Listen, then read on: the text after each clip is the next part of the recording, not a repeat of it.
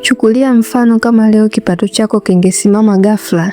Je, maisha yako pia yangesimama au yangeendelea mbele?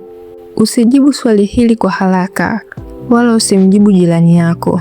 Jijibu wewe mwenyewe kimya kimya, kwa sababu swali hili halihusu pesa tu, linahusu uhuru, usalama na maamuzi. Na leo nitakufundisha maamuzi makubwa ya kifedha ambayo huonekana madogo leo, lakini yamebeba uzito wa maisha ya mtu kwa miaka kuanzia 5, 10, 20 hadi 30 ijayo. Watu wengi wanadhani matatizo yao ya kifedha yanatokana na kipato kidogo walichonacho. Wapo watu wenye kipato kidogo lakini wana uhuru wa kifedha, na wapo watu wenye kipato kikubwa lakini ni watumwa wa madeni. Tofauti ya hawa watu sio mshahara, tofauti yao ni maamuzi. Nikuulize swali tena, ni maamuzi gani ya kifedha unayoyafanya kila siku, kila wiki au kila mwezi? Je, unafanya maamuzi au pesa inafanya maamuzi? Na mara nyingi sana watu hawatumii pesa kulingana na malengo yao, wanatumia pesa kulingana na hisia zao, na mwisho wa mwezi ukifika wanabaki na swali lile lile kila siku: pesa zimeenda wapi? Nitakufunulia siri moja leo kuwa pesa huwa hazipotei. Pesa huwa zinaenda mahali ambapo unazipeleka wewe mwenyewe kulingana na maamuzi yako.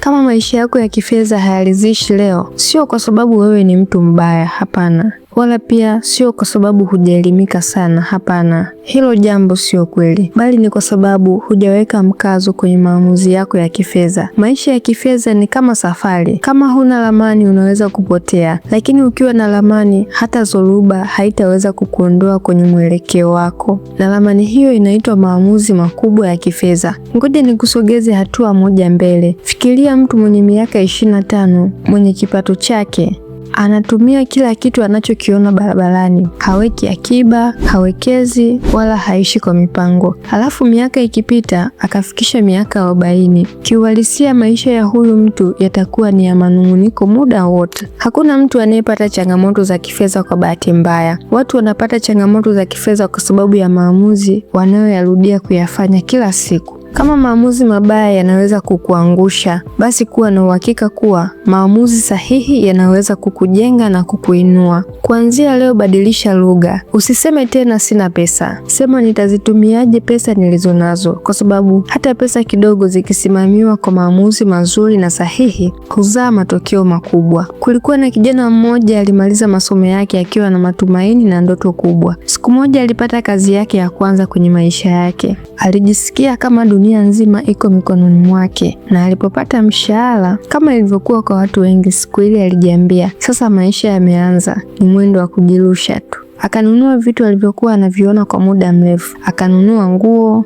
akanunua simu na kufanya starehe za kila namna, akijisemea moyoni mwake, nimejitahidi na furahia matunda ya kazi yangu. Lakini tatizo lilianza pale aliposema nitapanga malengo ya kifedha baadaye. Na kila mwezi pesa zilikuwa zinaisha. Hakuna akiba aliyoiweka, hakuna uwekezaji aliofanya. Mwaka wa kwanza ulipoisha, hakuna kitu chochote ambacho alikijenga wala kukifanya chenye maana, lakini hakujali kwa wakati huo. Alijifariji kwa kusema bado nina muda. Miaka 2 ilipopita, bado hali yake ilikuwa ile ile. Alikuwa anajua kila aina ya starehe, alikuwa anajua kila tarehe ya mshahara, lakini hakujua pesa zake zinaenda wapi. Miaka 3 ilipopita ndipo akaanza kushtuka. Siku moja alikaa peke yake, akaangalia maisha yake na kujiuliza swali moja: kama ikitokea nikaacha kazi leo, je, nina kitu gani cha maana nilichokifanya na mshahara wangu? Tatizo kwa kijana huyu halikuwa pesa. Tatizo lilikuwa ni maamuzi. Siku moja alikutana na mtu mmoja akamuuliza, umewezaje kufika hapa? Huyo mtu alimwambia, nimefika hapa sio kwa sababu ya kupata pesa nyingi, bali kwa kufanya maamuzi sahihi na kwa muda mrefu. Maneno yale yalimfanya huyo kijana apate mwanga kwa mara ya kwanza kwenye maisha yake. Alielewa jambo moja muhimu sana: maisha ya kifedha hayaharibiki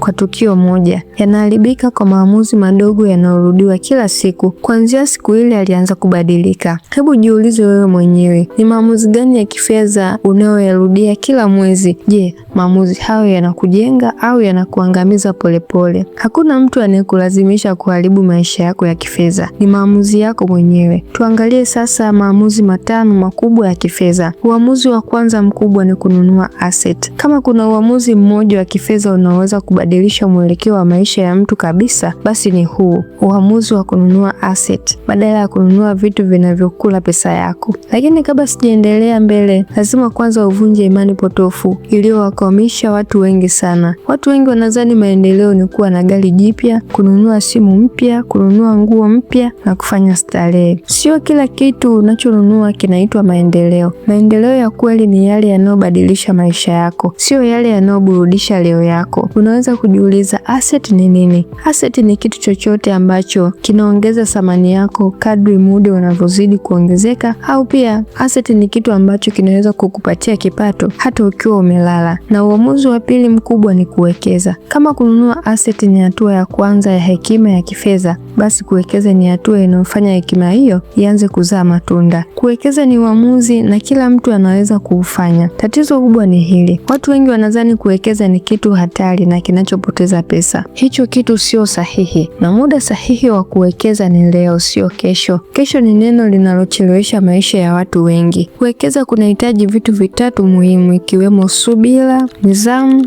na uelewa. Lakini watu wengi wanataka kitu kimoja ambacho ni faida ya haraka. Uwekezaji wa kweli hukua kimya kimya, lakini huzaa matokeo yenye nguvu. Watu wengi wanataka kula matunda, lakini hawataki kusubiri mti ukue. Kama unapenda kujifunza kuhusu biashara, ujasiriamali, uchumi, uwekezaji na kujitegemea kifedha, subscribe sasa kwenye channel hii, kwa sababu kila video tunayoupload ni fursa ya kujifunza kitu kipya. Tuendelee. Uamuzi wa tatu mkubwa ni kuishi chini ya kipato chako. Baada ya kununua asset na kuwekeza, hatua inayofuata ni kuishi chini ya kipato chako. Hii ni hatua inayowaumiza wengi mwanzoni, lakini ndio yenye nguvu kubwa zaidi. Kutokuwa na nidhamu ya kuishi chini ya kipato chako ndicho kikwazo kikubwa cha kwanza zaidi cha uhuru wa kifedha. Hebu nikuulize swali moja. Unapopata mshahara, je, unatumia pesa yako yote au unakumbuka pia kuweka akiba kwanza? Kuishi chini ya kipato chako kuna kufundisha kuwa na nidhamu ya kifedha. Na uamuzi wa nne mkubwa ni kuishi kwa budget. Baada ya kununua asset, kuwekeza na kuishi chini ya kipato chako, hatua inayofuata ni kuishi kwa budget. Budget ni ramani ya kifedha inayopunguza madeni